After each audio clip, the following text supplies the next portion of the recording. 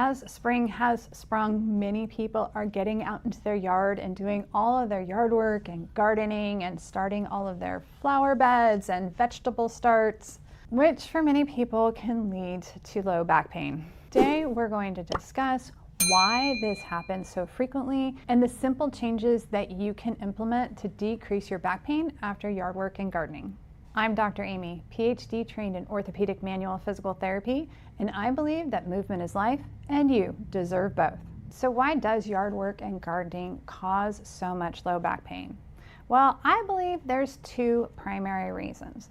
The first one is the fact that we are doing things that we do not do in our normal everyday activities, and we are doing them repeatedly. If you're pulling weeds, you might be bending over. We're doing things like raking. I mean, unless you sweep regularly, when do you ever do like a raking type of motion in life? We're walking on uneven surfaces. The first reason is that we are doing different positions, bending and twisting and lifting that we don't tend to do on a day-to-day basis. I mean, honestly, unless you're sweeping regularly, how often do you do like a raking type motion?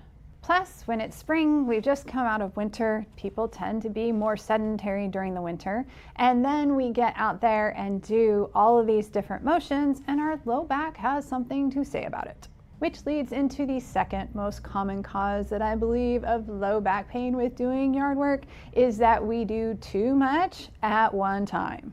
Now, I get it. I live in the Pacific Northwest, and when that sunshine comes out, you want to spend all day outside, and doing yard work is a great excuse to be outside all day. Plus, if you have a family like mine, if you're doing yard work, they'll leave you alone all day long because they don't want to help. So it's a great way to be outside, get some fresh air, enjoy the sunshine, as well as be productive and get something done. However, after we've been more sedentary all winter long, this really takes a toll on our low back. And this is a very common condition that I run into here in the clinic. Just because it's common though, doesn't mean it's normal. The truth of the matter is you should be able to do yard work without it increasing your low back pain. The truth of the matter is you should be able to do yard work without any low back pain. So that takes us to the point of what is your body trying to tell you? The truth is your body's telling you when we're sitting, standing, walking, the activities that we did during the winter, we were okay. However, when we started bending, lifting, and twisting, we're not okay anymore. And it causes pain. If you've ever felt like, actually, I don't really have low back pain, it just comes around like once a year, and you're able to trace it back to when you're doing a lot of yard work, this is a great video for you. And if you notice that every time you go out to do yard work, it increases your low back pain, this is going to give you some tips that you can implement as well. You see, there are certain tasks that trigger more pain, especially in our low back, than others. When we're doing things like bending, because in general, we don't tend to do that much on a day-to-day basis. I mean, your back doesn't have to fully bend over to sit or to stand or to walk. In fact, even like when you're doing things like putting your pants on or washing your feet in the shower, a lot of people will bring their foot up to them, so even that doesn't involve a lot of bending forward. It's just not something that our bodies tend to really do in our society today on a regular basis. But boy, when we're gardening, do we need to bend forward, right? Because all the plants, they're down there on the ground. This is why so many people like raised flower beds, because it brings it up, it decreases the amount of bending you need to do, and it makes it easier to do your gardening. Now, I'm not saying that's the only answer, but that definitely is one answer to help decrease low back pain from bending when you're gardening. Now, even a bigger one than that, I would say, is twisting. And that can be from things like raking, but it can also be when we're bent forward and trying to pull weeds or trying to do some planting, because we will tend to do that twisting type of motion while we're gardening. Now, twisting is actually a super great motion for our body when you're doing it correctly. See, when you're doing rotation, so you're rotating from side to side, that's actually super helpful for your low back. It actually helps to improve disc healing. It helps to bring nutrition to the cartilage that lines the joint. It stretches the muscles and the ligaments in an appropriate pattern. The challenge is that twisting usually involves that rotation, which is super helpful with bending forward. Now we're taking all of those tissues in our low back, the disc, the muscle, the ligament, and we're putting them at the end of their range of motion, and then we're doing that rotation.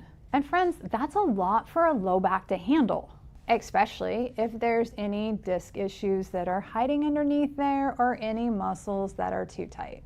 And then there's the issue of lifting and carrying heavier things. So if we're moving soil around or even plants, maybe we're putting down some pavers, we tend to do more lifting and carrying of heavy things when we're doing things like yard work. And the really difficult thing when we're doing yard work is that we tend to be lifting and carrying things that are not easy to manage. I mean, really, how do you take a bag of mulch and carry it into your backyard and pour it in an effective manner? I hear you out there. I hear you saying, like, how am I supposed to do that? Okay, I am going to give you the answer to that, and I will tell you that I want you to do it super carefully. So when you are having to lift and carry something that is an awkward shape, you want to try to lift it up and bring it close to your body. Now, I understand you're going to get totally dirty while you do this, so I hope you have some clothes on that you don't mind that you're gonna have to go through the wash. But when I have to carry mulch, I literally will do this. I will pick it up and either I'll baby carry it this way, so the long part of the bag is this way, or if I can, I'll actually carry it so the long part of the bag is this way, and I'll hold it down below. It really depends on how heavy it is and which technique I'm able to implement, either this way or this way with the bag. And what you're gonna do is you're gonna bring it really close to you. So again, your shirt's trashed. Wear something that you don't mind ruining or having to run through the wash. And then you're gonna carry it in that position. Now, once you get to the location where you want the dirt or the mulch, you are going to drop it down on the ground, because now we need to change the position of our body. So you wanna tear open the bag or cut open the bag or whatever it is you need.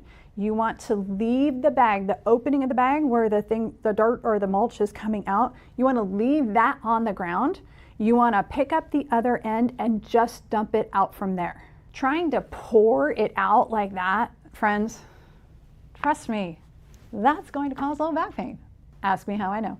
Now, I realize that this is a bit more cumbersome because you have to carry the bag this way, you're gonna drop it on the ground, you're gonna tear it open or cut it open, and then you're gonna just lift it up and let it all come out.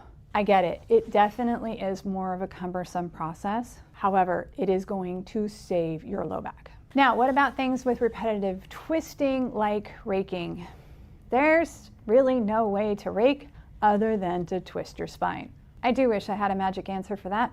For that one, I don't. I have had some people try raking on the other side. So most people have a dominant raking side, and some people can also rake on the other side, which is super cool. I am not that coordinated. So if you are not coordinated like me and you cannot rake on the other side, what I want you to do is I want you to regularly switch between tasks. And honestly, this is true for any amount of yard work that you're doing. So I want you to think about all the different tasks that you need to do that will cause all the different motions. So maybe you have some mulching that you need to do some replanting of some different plants, you need to do some trimming, maybe you need to pull some weeds. Think of all the different things you need to do. If you're like me, you'll actually make a list of it, but you don't have to actually make a list of it. You can just make a list of it in your head.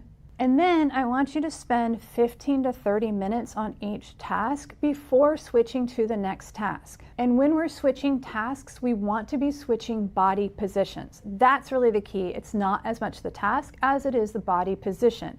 So let's say you have an entire yard to rake. You're gonna rake for 15 minutes and then you're gonna go do something else, maybe moving that mulch or digging a hole, something that is a different motion than the raking. Then you're gonna come back, do 15 minutes more of raking, go do something else, 15 minutes more of raking, go do something else. This idea of switching between tasks decreases the consistent stress on our low back and is going to help us feel better at the end of the day.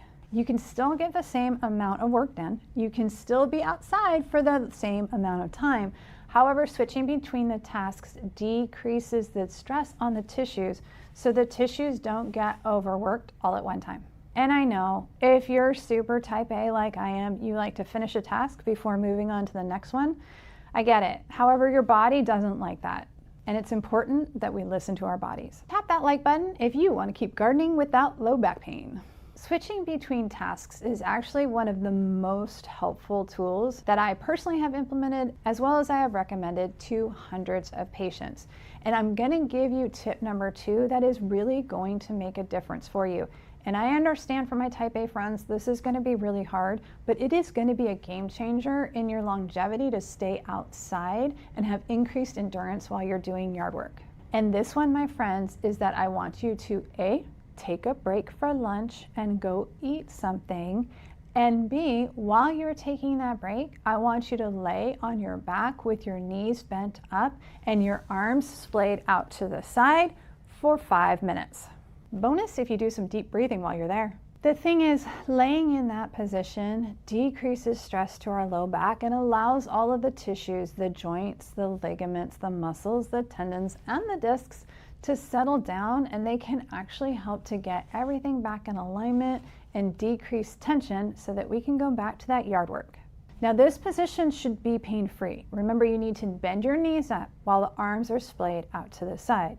If this position does cause low back pain, then I would recommend laying on an ice pack for 5 minutes while you're doing it. That pain that you're having is a sign that the low back is starting to feel challenged, and you may need to be done with yard work for the day. However, if you're like most of my patients, you will not be done with your yard work for the day. So at least if you ice for 5 minutes, it'll help decrease the pain at the end of the day. Now, that 5 minutes of laying on the ground, knees bent up, arms splayed out to the side, I also recommend doing again when you are done with your yard work. You see, yard work requires a lot of bending forward, right? Everything we're doing when we're doing yard work is in this bent forward position.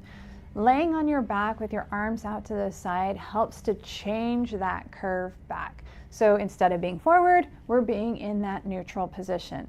And really, it can be a game changer, because then if you need to go make dinner or do other activities in the evening, you're not in that forward bent position all day.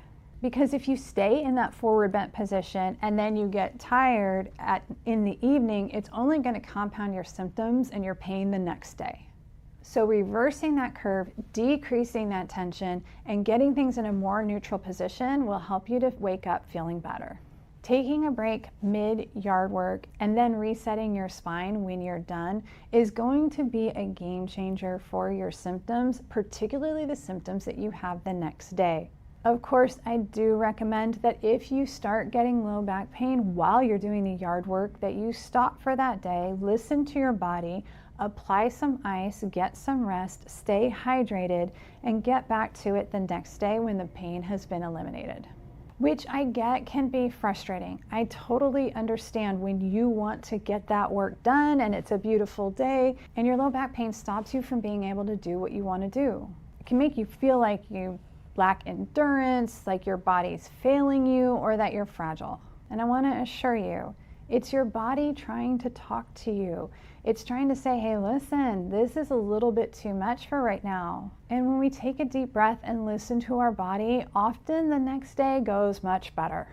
It tends to be when we power through and do it anyway that we have those long-term problems. Your body's not broken.